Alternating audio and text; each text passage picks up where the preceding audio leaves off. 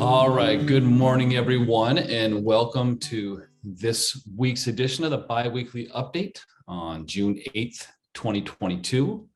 As we open, we want to go big, and I'll share mine to begin with. That's the end of the school year coming up tomorrow, a half day of a sophomore year in seventh grade for my two girls. Yes, they're 13 and 16, the age of driving. One's about 5'6", the other one's about 5'9". Just to give you a little bit of an update, it's kind of fun. I know many of you have seen them growing up over time. I'm also today grateful for puppies. We have to take care of one of our friends' puppies, Mickey, for a few days, and it was wonderful to see the puppy, but also wildly tiring, reminding us why we don't have a puppy. Also community, we got to present a pillar yesterday of the community, Sandy Custer here in Mequon.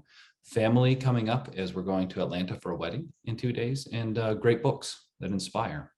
With that, why don't I pass it over to, how about Mike? How about yours? Thanks, Chris. Just grateful for family, honestly. My mom and I went out to dinner last Thursday and just had a really great time. So it's really nice to be able to spend time with her. Awesome. Thank you very much. How about yourself, Zach? Thank you, Chris. As many of you have already heard, I absolutely love celebrating the different milestones in all of my friends' life. And this weekend, I get to celebrate one of my best friends' wedding in Door County. So really excited to get together with a lot of old friends and to celebrate another friend's milestone of mine, another brother's milestone. Awesome. Thank you very much. How about Mr. Kenneth? How about yourself? Chris, you already kind of said I'm grateful for Alice Cooper because he sings the song "School's Out for Summer." And so when we pick the kids up after school every year, we drive around and we blast that in the car for about an hour or so. And do you guys paint your faces as well? Do you guys paint? Exactly. Yeah, the 80s hair bands and it.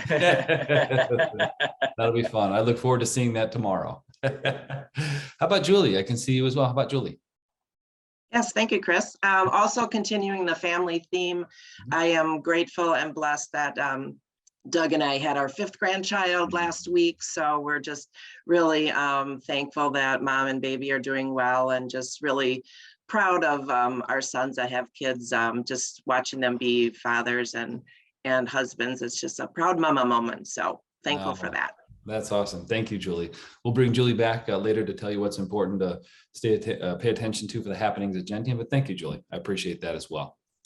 Well, as I open today, let me ask you a question. So you've heard the word VUCA. I like to repeat things many times because sometimes it's in the 17th time that you hear it that it clicks and makes sense. So our job here is to keep you informed of what's important, to keep you informed and offer you perspective on things that are happening that you may or may not have had time to, usually have not had time to study the history of.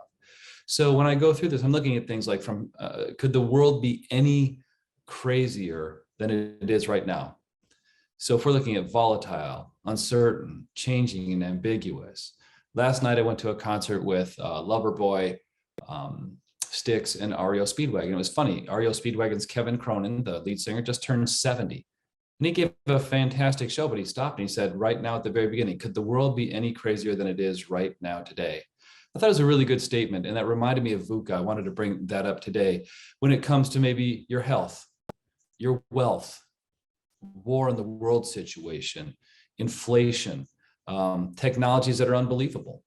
Remember today that you'll experience more information just today than your grandparents experienced in their entire life. You wonder why you're feeling overwhelmed? Take a look at the equation. At any rate, today, I want to make today a little bit different too. I'm often inspired by Nick Murray, and there's a few other articles I'm inspired by today, but there's a great quote from Ecclesiastes, and this: the thing that hath been is that which shall be, and that which is done is that which shall be done. And there is no new thing under the sun. Said another way, the only thing new in the world is the history you don't know yet. I think you all know who said that. But the first one was from Ecclesiastes 1:9. In that's wisdom. I seek wisdom oftentimes, and that's what we seek to provide. We want to study those obscure moments of history that maybe people don't remember, to bring them to you. Looking at really what's happened and the risks that have gone on in the market here. There's risk in bonds. I'm going to make a statement. Bonds have risk. Now that may come as a surprise to you, but as interest rates fly up, as they move up, the value of bonds will drop a bit. That's all bonds. They are not without risk. People often forget this. During this time as well, and I think during this correction, if you will, people often thought when inflation hits, gold is the place to be. Then the dollar must lose value and then gold will go up, right? Surprise. I think from about Thanksgiving to now, gold is about the same price, if not down a little bit. Well, then what about cryptocurrencies? I don't know a lot about them. I study them, I know them, but from the Wall Street Journal anyway, the $1 trillion of cryptocurrency has been wiped out in the last 6 months. Matter of fact, there was a 1-week time frame. I think it was during the Friday, the 13th of May, the New York Times said that $2 trillion in that week of cryptocurrency was wiped off the face of the earth. Interesting. So it's actually recovered a little bit, if you will, dropped back again. But you look at these and people look at these kind of ideas and there's just a smorgasbord of alternatives out there. There's SPACs, there's anything that people could do with their money other than the thing that has made them money, which has been stocks. Historically, getting through them with faith, patience, and discipline, the time to stay through them, they will look to find the newest thing, anything that's different from what they have, because what has been, oh wait, that's right, shall continue most likely to be. I mean, that's not exactly how the Bible said it, but it's what I'd say as well. So as we look at this, I'm always surprised, actually now I'm not surprised because I see it all the time, is when good bull markets come out, when people make all sorts of money, they look to do all sorts of crazy things. But again, the thing that really happened is FOMO, fear of missing out, returned after a lost decade. You all remember the lost decade of 1999 to 2009. That lost decade really pushed this FOMO back into effect.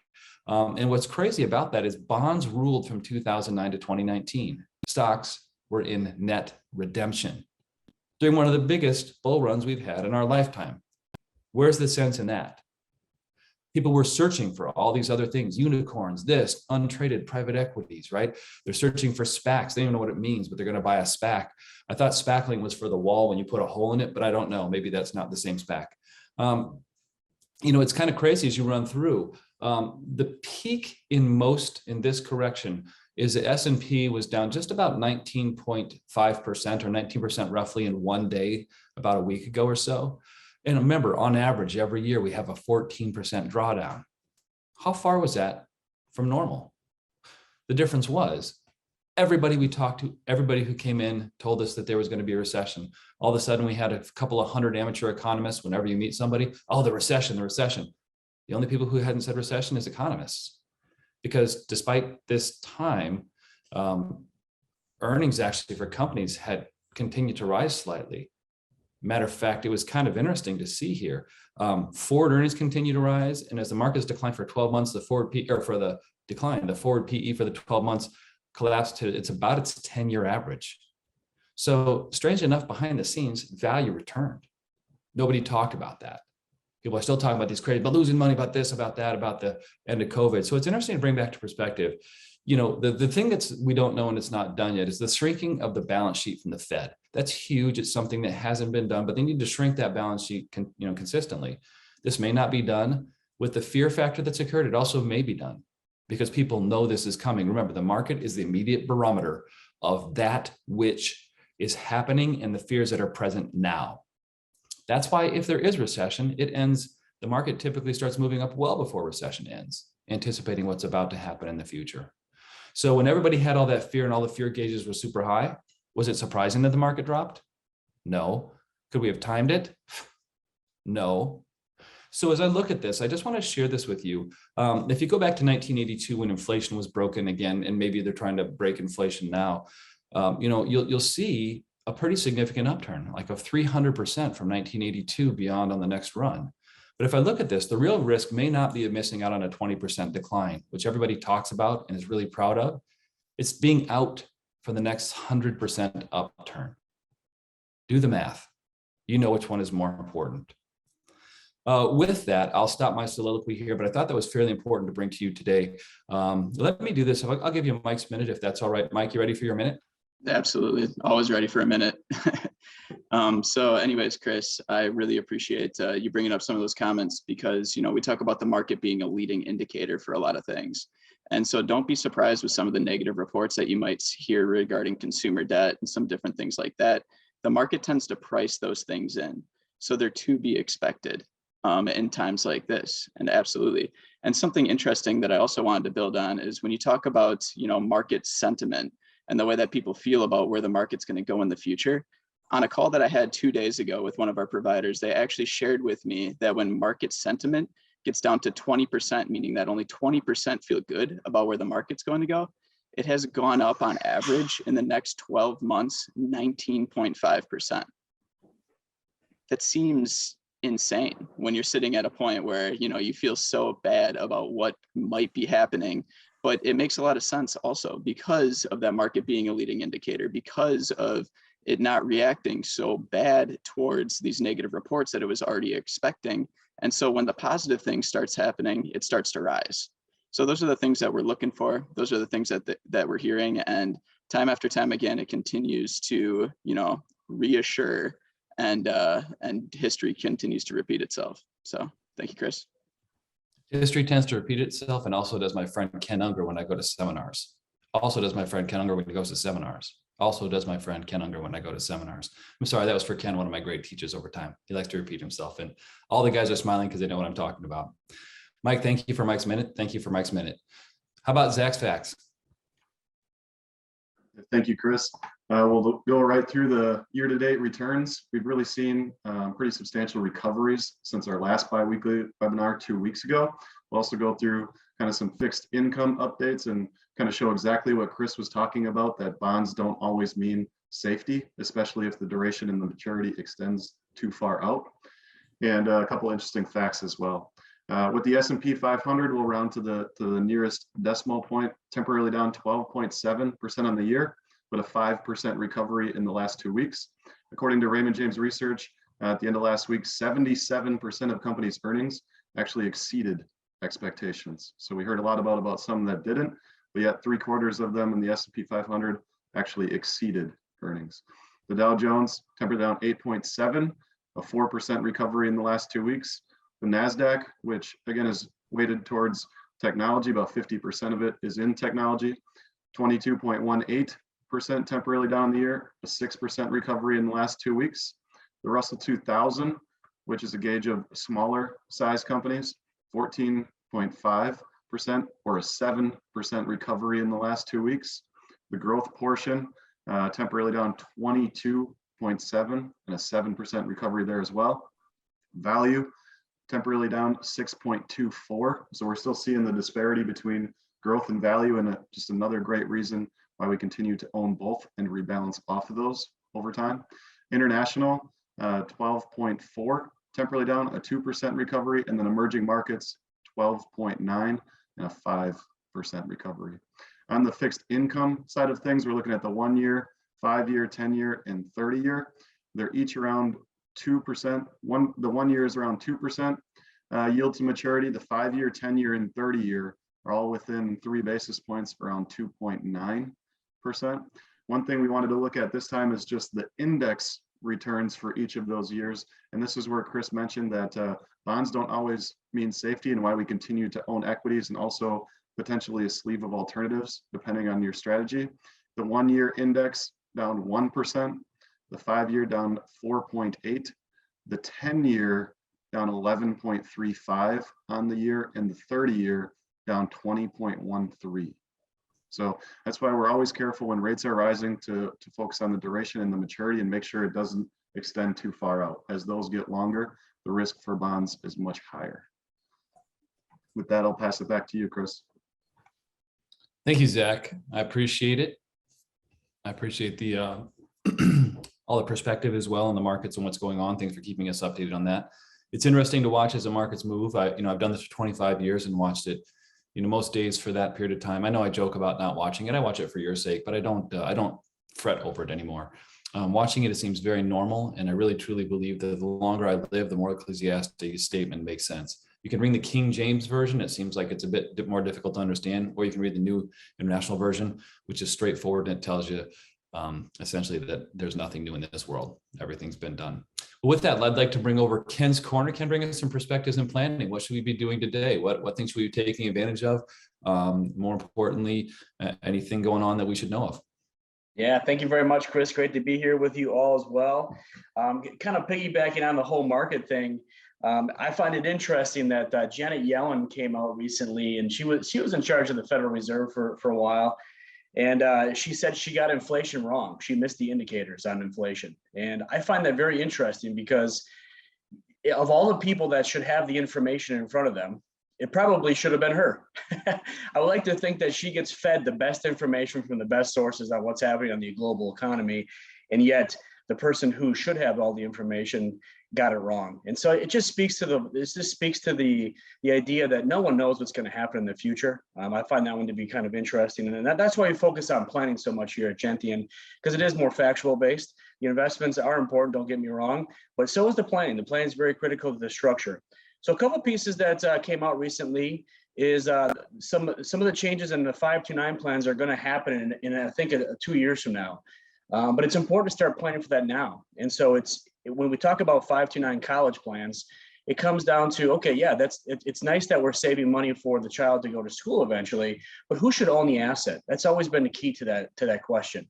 And so what we're finding out in some new legislation that's coming out is that it's actually going to be beneficial for grandparents to own the 529 plan because it's not going to affect the child's eligibility as much, or if any, when it comes to financial aid that they may seek when they're going to college. So we're learning a little more about that. It just came out about a week and a half ago or so. We read some articles about it. And so we're going to the sources to find out, what that actually means and how it plays out. And so we will keep you updated on that. But that's a pretty significant change because there are a lot of 529 plans that are out there, usually owned by the parents, not necessarily the grandparents. So we'll take a look at that and we'll keep you updated on that one. The other one that's pretty nebulous right now is something called digital assets. I'm just going to go really high brief on it because we don't have a lot of information about it right now. But when I was down and studying with Ed Slott down in Kansas City recently, there was a 1-hour presentation on digital assets. So when we talk about family wealth planning, this could really come into play because a lot of information are on tablets right now. A lot of information are on computers right now. And when someone becomes incapacitated or passes away, what happens to that?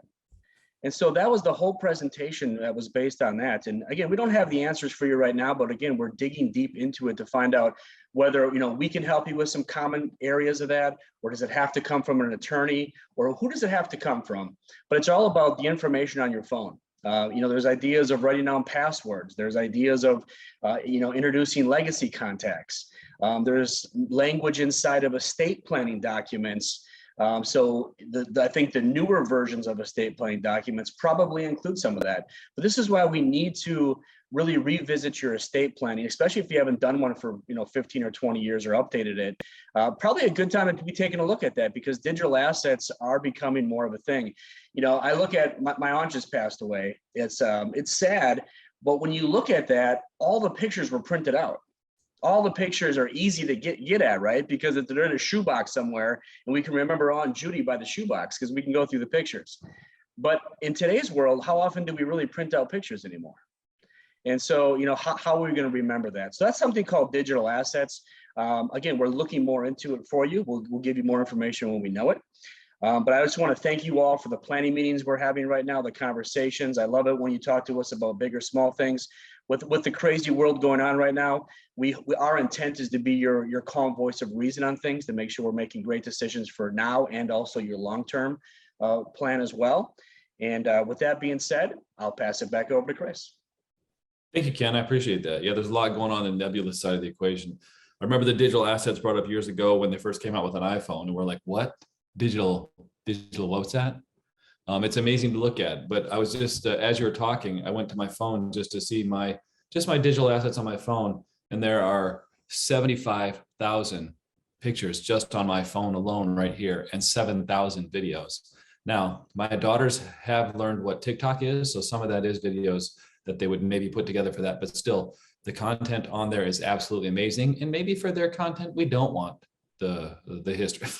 It's just, some of the videos, you're like, why would we do that? But anyway, apparently I didn't realize that most of your life should be recorded so that the last half of your life, you could watch the first half. Maybe that's what's going on today. At any rate, a couple of things I wanted to go through is, well, we have a really good friend named Ron Nakamoto. Ron's a great instructor of ours. He used to work with Lee Brower, and they've got two separate organizations now, but they gave us a couple of very interesting articles here. One is actually from the New York Times, if you will. It was on the 14th of May. I'm sure many of you read it. We're pouring through it. And it says, the rich are not who we think, and happiness is not what we think either. Quite interesting when you look at that. For those who are in the top 0.1% of earners, that's 0.1, that's not 1%, that's 1/10 of 1% of earners. What does it take to get in that category? $1.58 million in earned income last year. There's 140,000 people in America who earn more than $1.58 million last year. Pretty amazing, eh? You look at that number, and that's quite a few, but you think, okay, there's going to be all sorts of people like all those rich entrepreneurs who are, owning tech companies and all. Actually, they found out it's typically, the research found the typical rich American is, in their words, the owner of a regional business, such as an auto dealer or a beverage distributor. Now, whoever grew up thinking, hey, I want to be an auto dealer, I want to be a beverage distributor. Well, what do you know about both of these? They're both protected. One, by prohibition, that you cannot sell as a maker of alcohol directly to individuals. You got to go through distributor. Oh my goodness. Same thing happens with cars. You cannot sell directly from Toyota to you until Tesla came along. So they put dealerships up that were Tesla owned. Kind of interesting, right? Anyway, but what it kind of shocked me that over the past 4 years, they did all this research. What was interesting about that is I'd never thought that those were but I know a lot of people who are in business and in those small businesses. So for comparison's sake, the average dentist office lasts more than 19.5 years. Other businesses fold quickly. You know what the number one business that folds quickly is? Record stores. Anyway, I thought that was kind of interesting because that's most people's little passion project. The interesting thing about happiness, it came to the point where it did find, and they did dispel the issue where people said, at $75,000 in earnings, happiness above that, there's nothing above that for happiness. He did dispel that, but then it takes a doubling of the income to actually increase happiness. So for instance, 75 to 150, then 150 to 300, and they increase it marginally. But what's interesting is a net worth of $8 million offers a boost of happiness that is roughly half as large as a happiness boost from being married. Kind of interesting. This is a study, again, I think as you go through, there's tons of great stuff in here when it comes to happiness. But I think what I found most is there was a very interesting study. Well, many of us are pouring away on media. They're looking at this thing called the Mappiness Project. Mappiness, basically, they would take people on a telephone and they would ping them, write them, and ask them what they were doing, who are you with, and how happy are you? They did millions of these over time. And they found that what they found anyway is that many people were working too hard. They didn't care for their jobs. They also didn't like being sick in bed. That makes people less happy apparently than working. That's the only thing they found to be less happy than working, was being sick in bed. But interesting. The second thing they found is that people in big cities were much less happy than those people in the country. So in New York, actually found, I think the happiest people were in Flagstaff, Arizona, and Naples. The least happy were New York City, Boston, Los Angeles, and San Francisco. The other one that had massive happiness was pretty much all of Hawaii, which I thought was kind of interesting as well. But I thought what was interesting too is while we while away our hours on social media, also not a path to happiness. Mappiness Project found that 27% of leisure activities, social media ranked dead last in how much happiness it brings. You ever heard that before?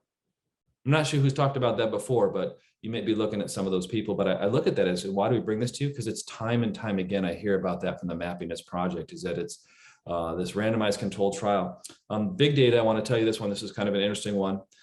Big data also tells us that maybe the happiest things here, this is what it says, not me. The data-driven answer to life is as follows. Be with your love on an 80-degree day, because 75-degree days and above was another big happiness decider, overlooking a beautiful body of water. And then it said having sex. Those were the 4 things that you should do on a day that are the 4 things that are the happiness. It's a lot easier than owning an auto dealership. That was a summary of the whole article. So she looked toward happiness. Maybe not owning an auto dealership should be your answer. However, I know it was a lot of random facts. There was a lot I wanted to give to you in just a very short time, but it was an interesting article. The other one I wanted to give to you just in a very, very short study. And it's kind of an interesting article here, but this is actually true. On the 29th of May, it was also in the New York Times. No grandchildren. 6 years after son's wedding, these parents are suing. So a couple in India are demanding that their son and daughter-in-law have a child or pay them $650,000 in damages, I should say. This is an Indian parenting thing, a lawyer said, but it brought up a lot of conversation. How much do children owe to their parents? And in India, they're supposed to care for their parents for all the caring that they did from when they were young.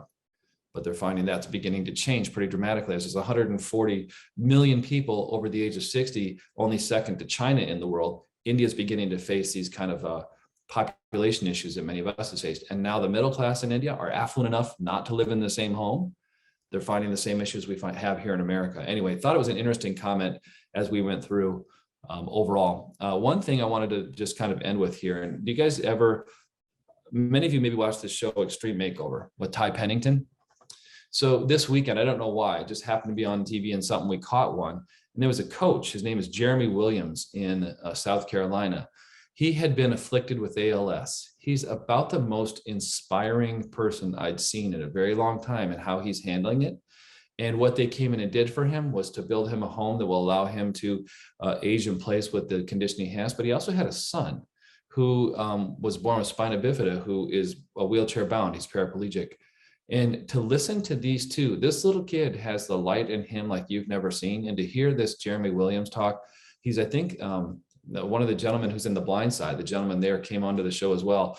There wasn't a dry eye in our house for about the 30 minutes that the program was on. But if anybody, you want to watch that, how do we deal with something that's thrown at us, such as a diagnosis or something? It's a very interesting thing to watch. And more importantly, the gratitude of 17,000 people that show up in a small town for somebody who's been inspiring to them that he didn't know he inspired anyone is very, very hard. I found it heartwarming. Anyway, I want to share that because there's a lot of good still in the world. I know it wasn't very jokey today. I think a lot of people will expect some of that. And just sometimes I'll put the dad jokes aside because there's some serious things we want to make sure we talk about. This is it. I would say today for us, life is so serious. Make sure you enjoy. Go out, be happy. More importantly, tell somebody how much you appreciate them. Those are the things we can most do. The markets we've got for you, we'll handle them, we'll help you handle them. We don't know what they're going to do. We're honest about that. The moment we start predicting what's going to happen or how it's going to happen, be very careful with us. Be careful with anyone who's doing that.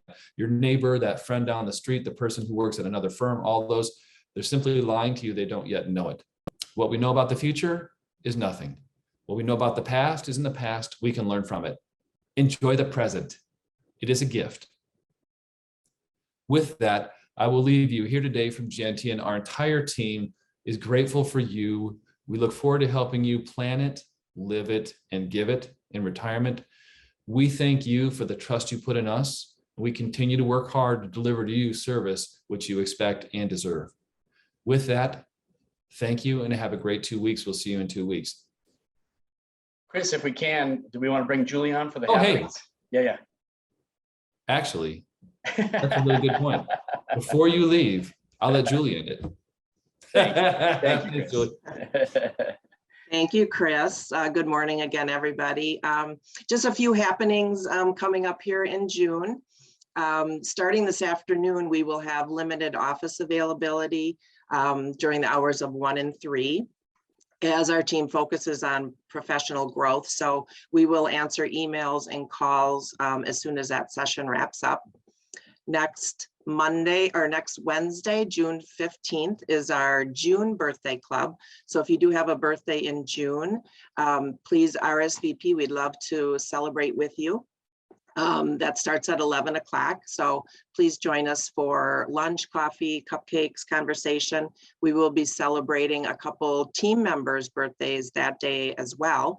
Our Ashley celebrated her birthday on June 5th, last Sunday, and Peter has an upcoming birthday. So please RSVP by today if you can, so that we can plan accordingly. And hopefully the weather is nice so that we can enjoy some time on the outside patio. So June 19th, Sunday, starts off a busy week with Father's Day. So we wish all the dads out there a happy Father's Day.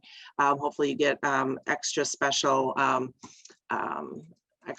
day and get kind of spoiled that day. So it's also Juneteenth Day, Emancipation Day. So we actually will be observing that on Monday, June 20th. The markets and our office will be closed. We will reopen on the first day of summer, which is Tuesday, June 21st. So hopefully the weather kind of cooperates and we get a lot of nice summer days where we can enjoy some outdoor activities. Our next bi-weekly update is Wednesday, June 22nd at 9 o'clock. So please register for that if you're able to join us.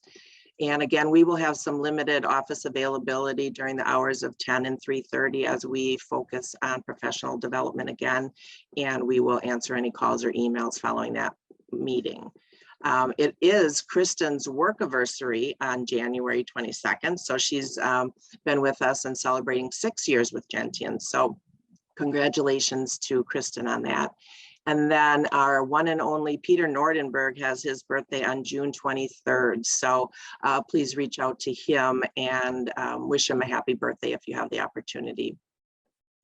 And just finally, save the date for July. We are partnering with Gathering on the Green for a summer concert series, July 7th through the 10th. So if you would like to join us, please RSVP. You can do that through the bulletin or just give our office a call and a team member can get you registered for that. So July 7th is celebrating veterans.